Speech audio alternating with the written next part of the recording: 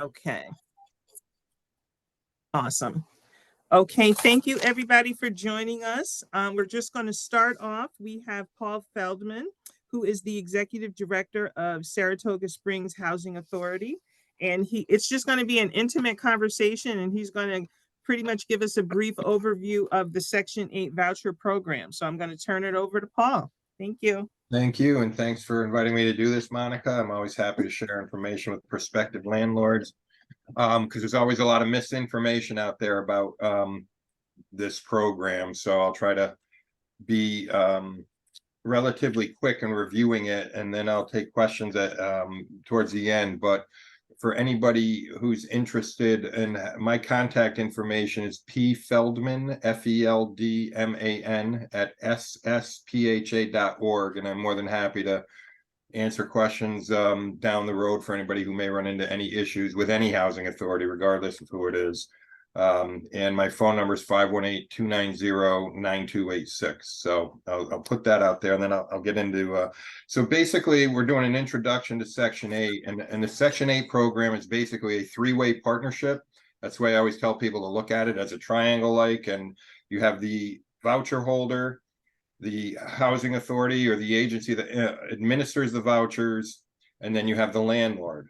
And there's contractual relationships in each angle of that. The contractual relationship between the voucher holder and the housing authority is the actual housing choice voucher.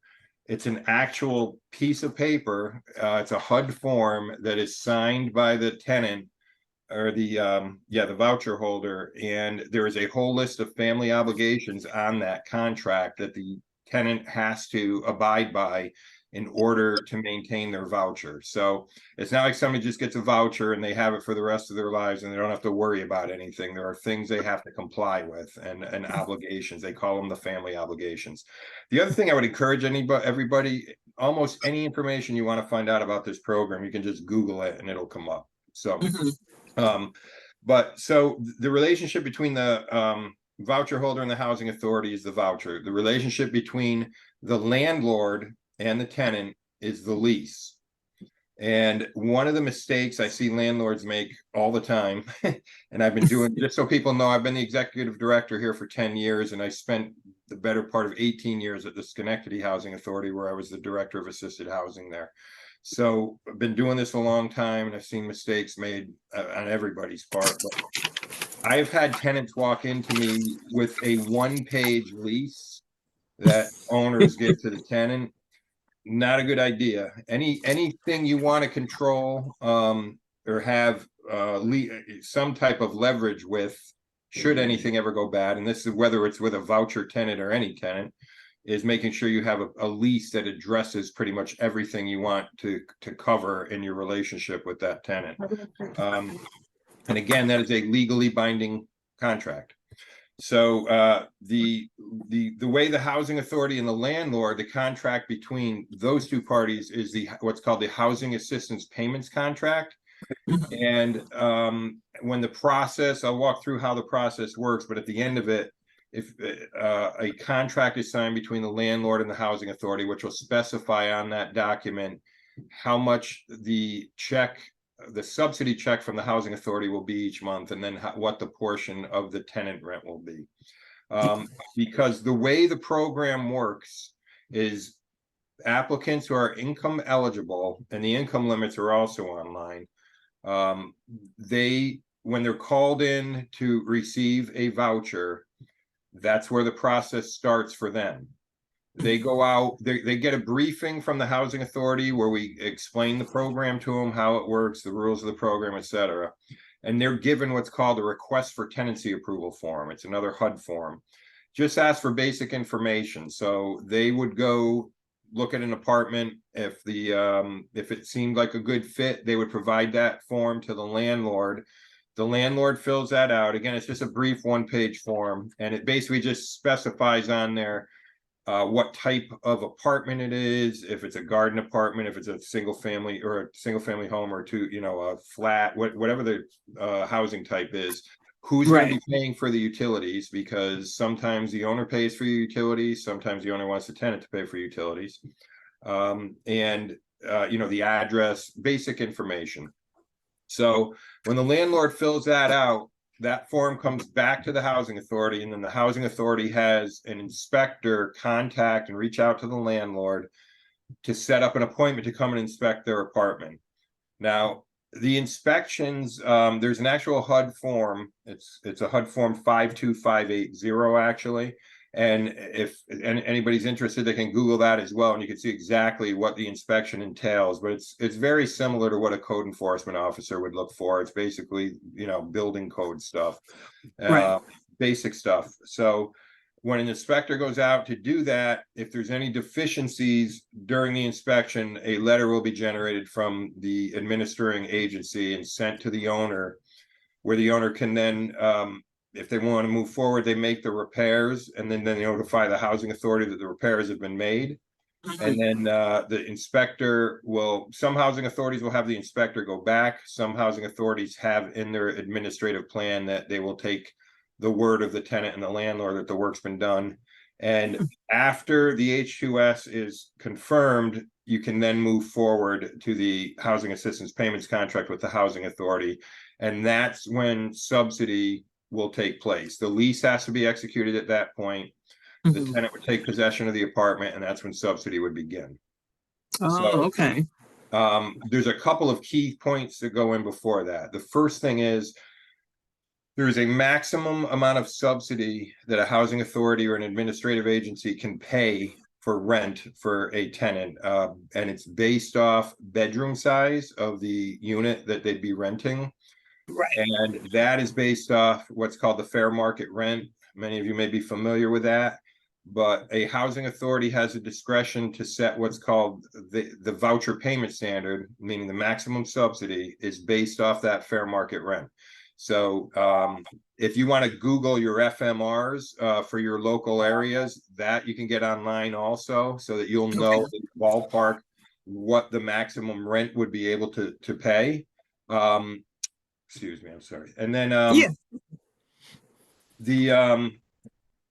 the other key thing to note is that every apartment or dwelling that's going to be receiving rental assistance has to undergo what's called a rent reasonableness evaluation. What that entails is if you have a 3-bedroom flat on Avenue A in Schenectady and you want to get $1,000 a month rent for that, the housing authority has in their possession already, every housing authority or administrating agency will have this, comparable apartments and what they're renting for. Right. So for instance, if there's 10 apartments on Avenue A, 3-bedroom flats that are all pretty similar and they're only getting $800 a month for rent, you can't say I want $1,000 a month, because that would be deemed not reasonable. So that's part of the process at the beginning. You'll put on the request for tenancy form the rent you're seeking. The housing authority will look up in their database rentals in the area to make sure that that rent is reasonable, and if it is, you're allowed to move forward and on that rent and rent that apartment. A couple of things it's important to note. If you're looking to get more than what the reasonable rent is, the tenant is not allowed to make side deals. And I caution owners from doing that, because I've seen in the past where that's been done. And because you have a housing assistance payments contract that you sign, which states that won't happen, does happen. And I saw this happen in Schenectady more than once, where the relationship between the owner and the tenant went bad. The tenant said, well, wait a minute, I've been paying this extra money. I can prove it. I have receipts. And then the owner then had to refund a significant amount of money to that tenant for making that side deal. So really? Oh, okay. Yeah, so it's something to be weary of. So the government's role in the subsidizing of the apartment is to ensure that the rent is affordable, and that's the biggest thing I try to push about this program. Because some people have been hesitant to rent to Section 8 people. Like there's like a bad reputation in some areas that Section 8, you're going to wind up with a problem or something. And that is totally within the landlord's control, whether or not that happens, because whether you're renting to a Section 8 tenant or not, a tenant who doesn't have a Section 8 voucher, Right. the landlord would be expected to do a certain amount of tenant screening to make sure they're going to have a good tenant. You know, there are just as many bad tenants who don't have Section 8 as there are that do. So I would caution people about, you know, thinking that because somebody has a voucher that somehow makes them less than desirable for a tenant, because the overwhelming majority of voucher holders make good tenants. Right. So the housing authority pays 70% of the rent of let me back up a minute. So the housing authority will determine what the income of the voucher holder is. They'll be responsible to pay 30% of what their income is towards their rent. Now, that by definition means that their rent is affordable, because the HUD views 30% of a person's income going towards their housing as an affordable rent. So you would never have a Section 8 tenant who says they can't afford their rent. You might have Section 8 residents who choose to pay other bills before their rent, so they may think their rent's not affordable, but their rent is by definition affordable. Right. The other great thing about Section 8 is when you rent to a person who is not assisted, does not have a voucher, if they lose their job and all of a sudden don't have income, you're not getting your rent probably. On the Section 8 program, if you have a Section 8 person who loses their job, the government then pays 100% of the rent. They will pick up the tenant share of the rent. So if you go back a couple of years for owners who lived through COVID and had to deal with that, people who had Section 8 tenants had no problem. They continued to get their rent. If their people lost their jobs, the government paid the entire rent. So That's amazing. yeah, so that's one of the big things I push about this program. But what I will say is I don't recommend you start off with a person. So I used to have landlords when I was working in Schenectady who kind of liked the idea of renting to people who claim to have no income, because then the housing authority would pay for their whole rent. Right. My experience has been renting to people who claim they have no income winds up with problem tenants. That's been my experience. Because very few people have no income. There's money coming from somewhere, and sometimes that's not a good source of where the money's coming from. So you know, it's just a red flag to be aware of if there are people who claim they have zero money that are like, if you see the housing authorities paying 100% of the rent, that's might be something to be concerned about. Now, the guaranteed rental income, again, is based upon the landlord's compliance with the housing assistance payments contract, which has a couple of things in that. Again, the HAP contract is also available online. It's a HUD form. You could read through that. It basically requires that you fulfill your responsibilities as an owner, make sure the apartment stays within housing quality standards, and if there's repairs that need to be made throughout the tenancy that are not caused by the tenant, then the owner has to make those repairs. If there's damages caused by the tenant is responsible to make those repairs. And the tenant can lose their voucher if they don't do that. So there is some teeth built into this in terms of compliance on the part of the voucher holder. So again, if it's got to be beyond normal wear and tear. So, you know, if kids are throwing a ball around and they break the window, that's on the tenant to fix. If, you know, somebody gets angry and puts their fist through a door, that's on the tenant to fix. And the housing authority is supposed to enforce that. So I do have a question. Yep. If someone is not paying their portion of the rent, is that grounds for an eviction, or is that just like a reprimand? Well, here, one of the family obligations is, it states that the tenant will not commit any serious or repeated violations of the lease. And when I do my orientations, I ask people, does anybody know what the worst lease violation is in the eyes of an owner? And usually people guess certain things, and I say it's not paying your rent. That's the most important lease violations with most no owners. And failure to pay their portion of the rent is a violation of their family obligations. They can be terminated for that, but what I will tell you is different administrating agencies vary in how they handle that. When I was in Schenectady, we used to send a letter to the tenant stating they're in violation of their lease. If they don't pay their rent, they're going to be terminated. They're going to lose their voucher. Some housing authorities will take the approach of telling the landlord to enforce their lease, and that if they're not paying their rent, they need to start an eviction process. Understood.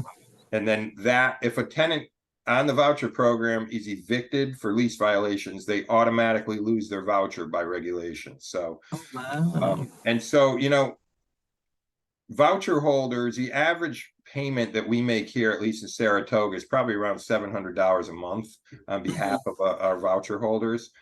Over the course of a year, you're talking, 800 or, thousands of dollars that these vouchers are worth on an annual basis. So most voucher holders don't want to lose that assistance. So most will try to comply with the requirements of their voucher, which means paying their share of the rent. The eligibility on the tenant's part, again, it's strict. It's almost all strictly based off the income. Some housing authorities will choose to do screening of prospective voucher holders. All housing authorities are required of two things. Number one, to make sure that the voucher holder is not a level 3 lifetime requirement sex offender. If you're a level 3 sex offender with a lifetime requirement to register, then they're not eligible for voucher assistance. And the second one is if they've ever been evicted from housing for operating a methamphetamine lab. Oh, wow. I've never come across that one, but those are the only two things that prevent people from getting on the program. Now, different agencies may have different screening criteria. Some may say if you've been convicted of a violent felony or drug sales crime, you are not eligible until you've gone a certain period of time past that criminal conviction. But again, I always emphasize, because I've over the years, I've gotten many landlords upset with me, how come this person's on the program, etc. It's really incumbent on the landlord to do tenant screening on voucher holders just as they would with any other tenant. So it's really on the landlord's part to make sure that this tenant has a good track record, a good rental history. Many landlords will do their own criminal checks to see if there's offenses above and beyond the two that automatically eliminate voucher holders.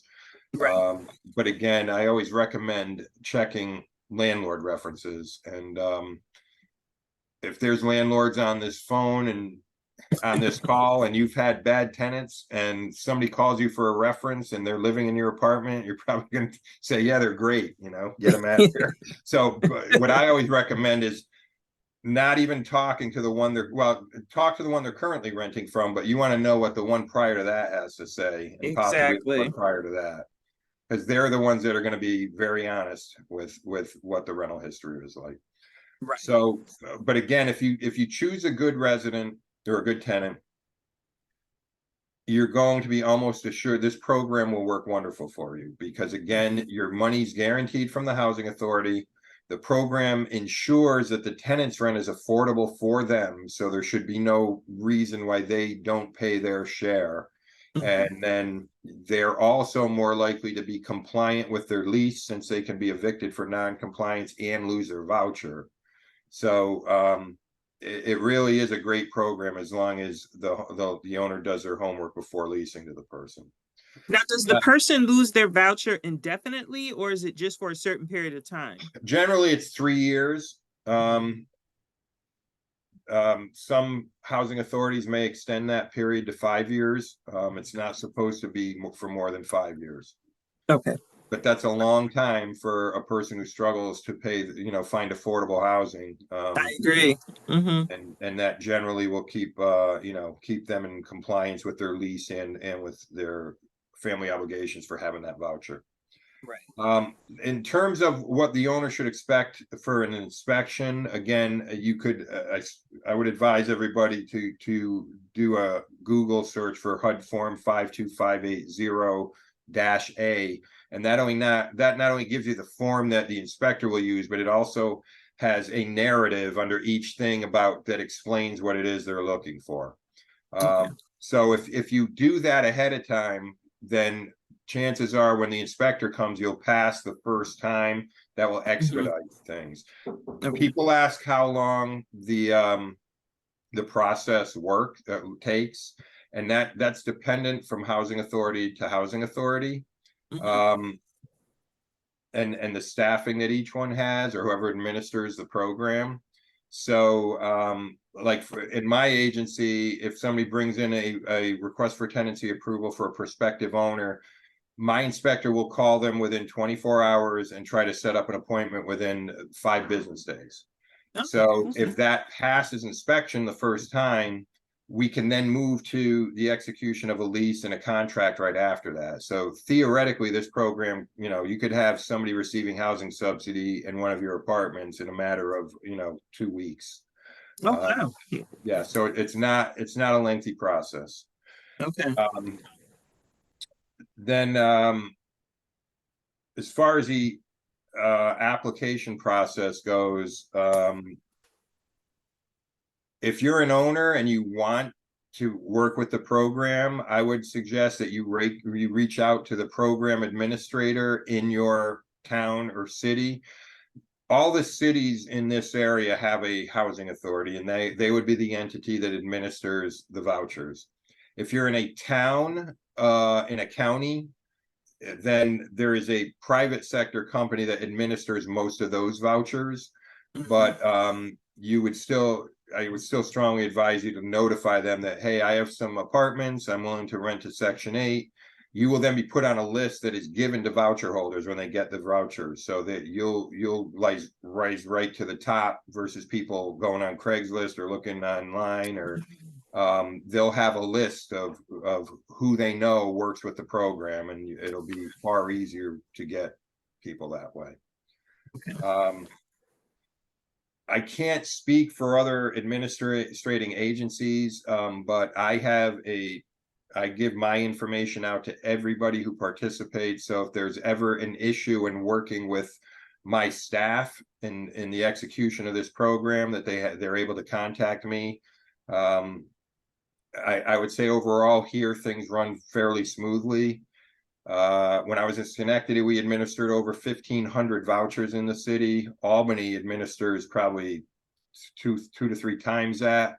Troy administers probably at least that many, maybe twice that. Up here in Saratoga, we only have about 100 and something, but that pool of everybody together, I mean, you're talking about thousands of prospective tenants out there in the capital region that have vouchers. So if you want to get put on a list, if you have properties in any municipalities around here, I would strongly advise you to contact them and say, I have apartments. You can give the details of your apartments. There's also a website called Section 8 Go, which you can list apartments on, and people who get vouchers are told to look at that site also. So that's in a nutshell how the program works. I do have one question. Sure. Tamika's asking, how often is Section 8 open for prospective applicants? So if someone doesn't already have a Section 8 voucher, when are they able to apply and Yeah, start? that's a rough situation to be in, because most municipalities have closed waiting lists because everybody has so many people on the waiting list that are waiting to get a voucher that in a lot of municipalities you can't even apply. So the average waiting time for somebody to apply for Section 8 and actually get a voucher, it will vary from municipality to municipality. But here in Saratoga Springs, you're generally talking probably a couple of years to get a voucher. Wow, a couple of years. Oh, Yeah. wow. New York City, the waiting list last time I heard was like 11 years in New York City. So 11 years? Oh yeah, my that's God. By that how, time, you won't even need it. right. Well, you would hope, but that's how bad things are out there in terms of people that are in need of affordable housing. So, and that's the other reason why, at least the programs I ran in Schenectady and here now, we have zero tolerance for people who don't comply with their family obligations, because we have so many people waiting to get these vouchers who are willing to follow the rules and comply with it, that we're not going to allow people who don't to hang on to those vouchers. They're just too valuable. Now, is the waiting list so long because there's lack of housing, or is it so long you can't process it? Well, no, it's because of the lack of funding. So HUD will fund X number of vouchers for each municipality, and everybody could use, I could use another 500 vouchers, easy up here.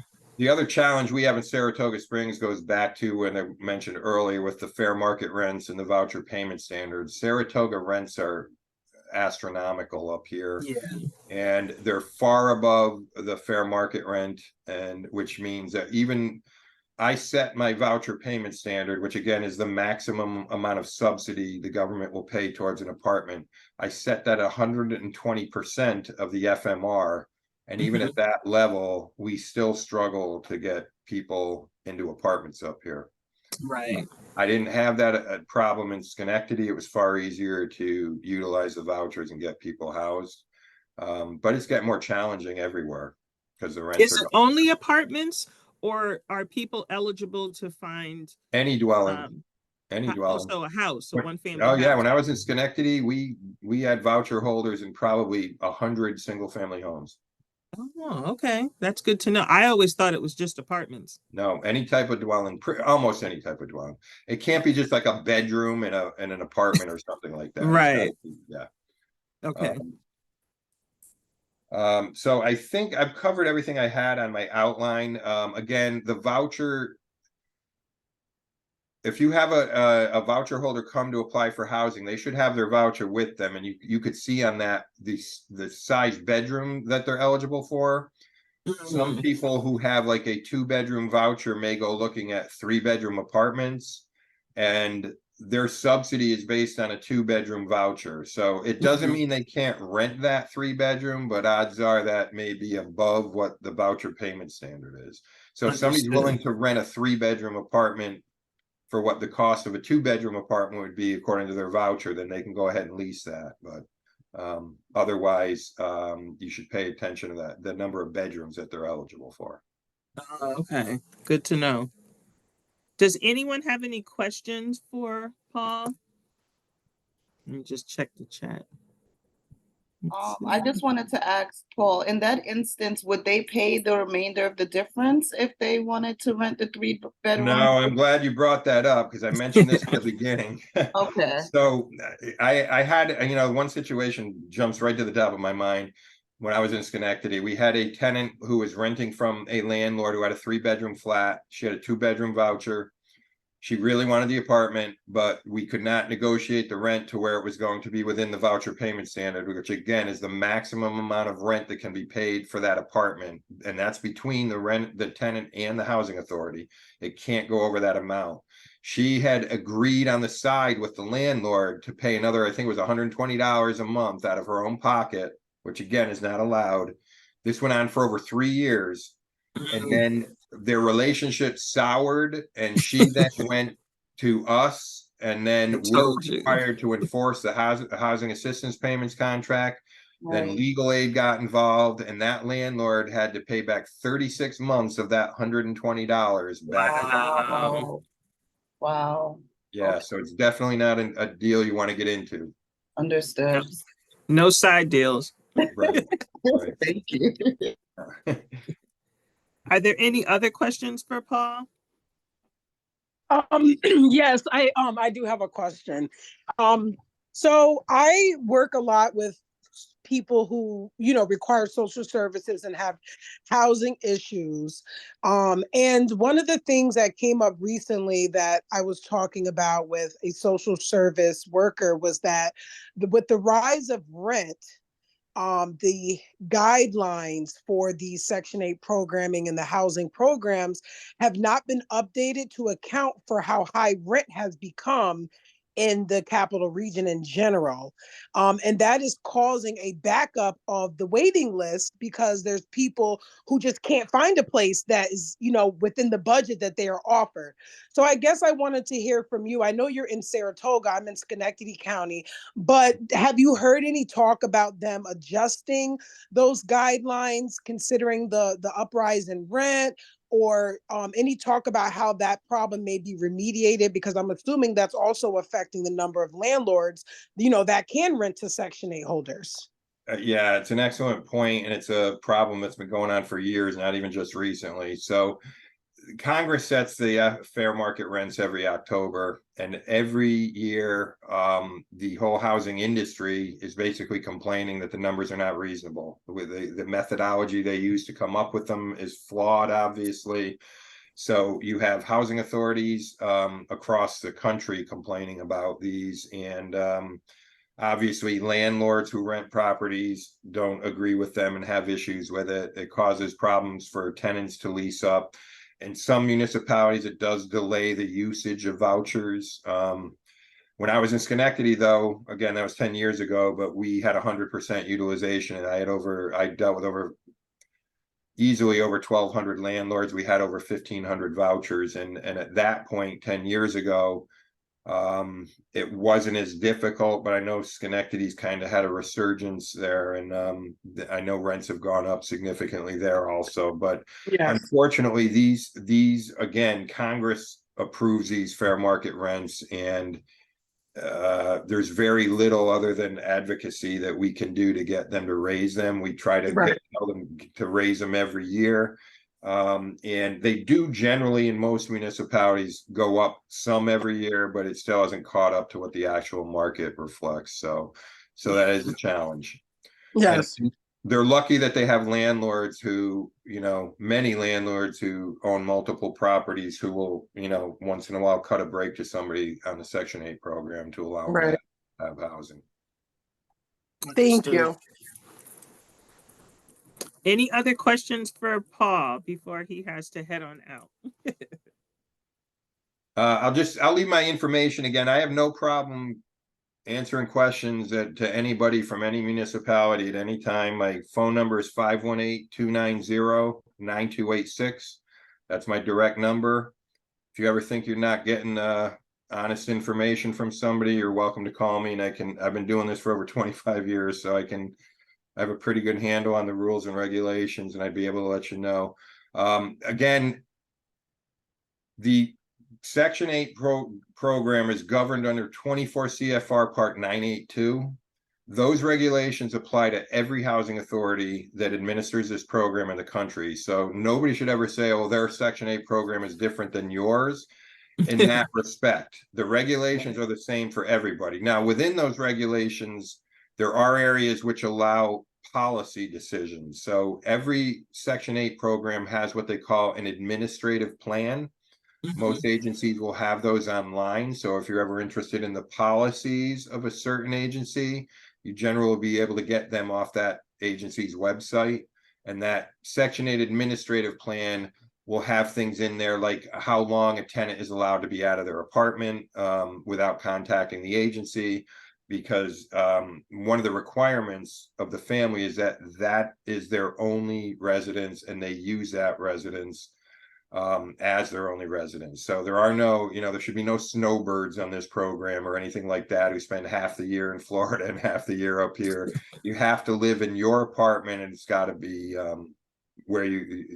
and the only people that are allowed to be in that apartment are the people who are approved by the housing authority. So that's another issue that is very commonplace.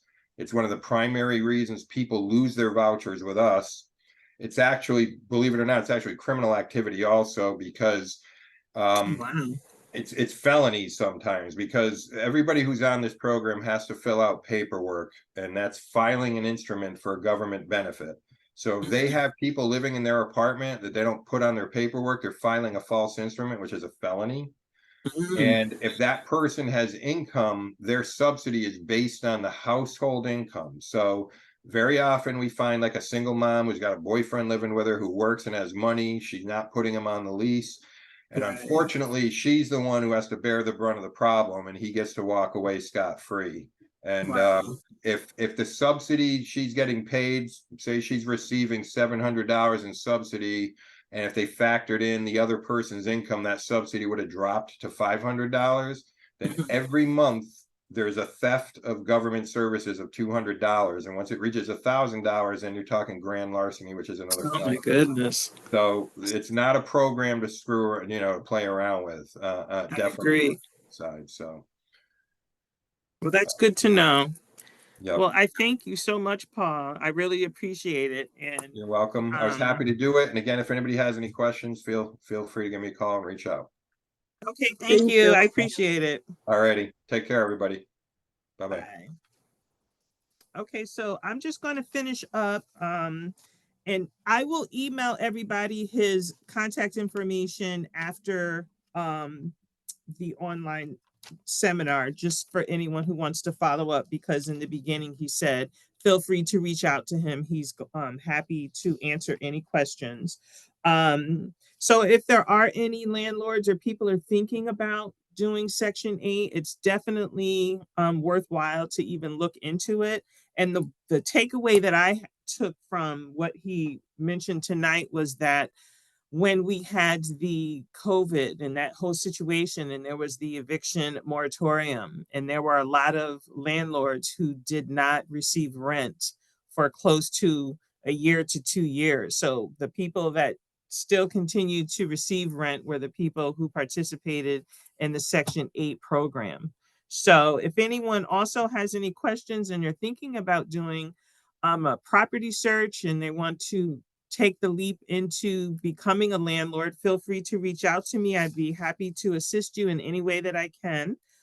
So I know it was scheduled for an hour, but unfortunately, Paul, he had to cut it short because he had a conflict tonight. But if anyone has any questions after, feel free to reach out to me and I am glad to assist you.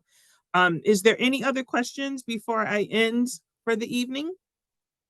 No, I just had a comment. Oh, My yeah. my takeaway, I think, is the discrimination. I think that Section 8 applicants or people that have Section 8 face is actually, it doesn't make any sense in a way, because it's so strictly guarded and regulated, and there's so many strict guidelines. Like, people are gonna have to be on there. The people that are on that program have to be disciplined and structured in a certain way in order to maintain that voucher, you know? Right. So I think a lot of the prejudice that come behind people that have Section 8 is really foolish to a certain Right. degree, because they have to adhere to so many federal and state guidelines and just to maintain their voucher, you know. So No, I agree. certain Unfortunately, caliber of people have Section 8, in my opinion, honestly. Yeah. right. Yeah. But I think it also goes to whenever you have a certain segment of people and they're categorized as low income. I think that's where the negative stigma comes into play, which is unfortunate. But just as Paul indicated in the beginning, that a tenant, regardless of their source of income, which Section 8 falls underneath. And in addition to Section 8, you also have people who are receiving DSS assistance, Social Security, child support, alimony, any kind of payment instead of a paycheck from an employer. It is against the law to discriminate against someone because they are receiving assistance. But unfortunately, that's just the world that we live in. Some people are just going to discriminate regardless of whatever it is. But I feel that the Section 8 program, if done correctly from a landlord standpoint, and you do your due diligence and do your screening, do your background checks, and make sure that you're doing it for everyone. That's the key. Because if I remember the day where you could pick up the paper and the ads would say no Section 8. And even if you called, they'd say no Section 8. But the federal guidelines are very strict in terms of the fair housing laws. If anyone verbally says anything like that, prints that, those are violations. And, you know, someone can find themselves in some serious trouble. So I think just really treat everybody the same. If you are going to be a landlord, make sure that you're screening everyone the exact same, that you're keeping impeccable records, in case anyone, you know, files a complaint against you, and you can say, look, this is why I declined them. But if they're looking at the paperwork and the person had an 800 credit score and they had no issues with their background check, you know, then it starts to be suspect. So I think, you know, the thing to just take from this is just to make sure that whatever type of screening you're doing, that it's consistent, that everyone is filling out an application. Paul mentioned in the beginning that sometimes when landlords come, they have like one sheet of paper for a lease and it doesn't really even have anything. It really just reads like, hey, what's your name? What's your address? And like, you know, what's your date of birth and stuff. And, you know, I think there's a lot of landlords who are just very uneducated and they're not, you know, seeking out any kind of assistance with it. But that's where I think lies the problem. When you're not doing the screening, you're not doing the background check, you don't really know who's living in your apartment, you know, or if you're not doing your quarterly checks and just stopping in to just check your apartment and just seeing that everything is still, you know, looking the same when they moved in. So I think it's just a two-way street. So I think he definitely provided a lot of great information, and I definitely appreciate him taking the time to let us know about the program. But again, if anyone has any questions, definitely once I email you tonight, his contact information and email, feel free to reach out to him. Or if you have any questions for me, how I can assist you, if you're going to think about getting into Section 8 as a landlord, feel free to reach out to me. So before I end, are there any more questions that anyone has?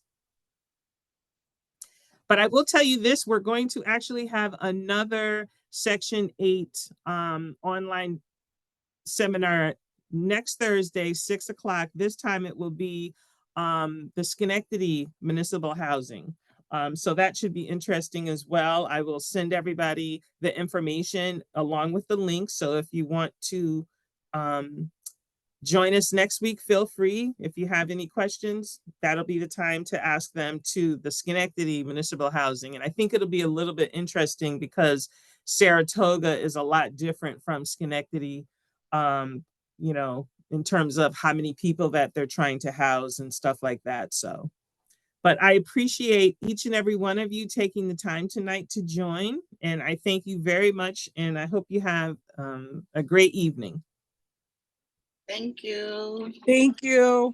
You're welcome, everyone. Bye-bye. Bye.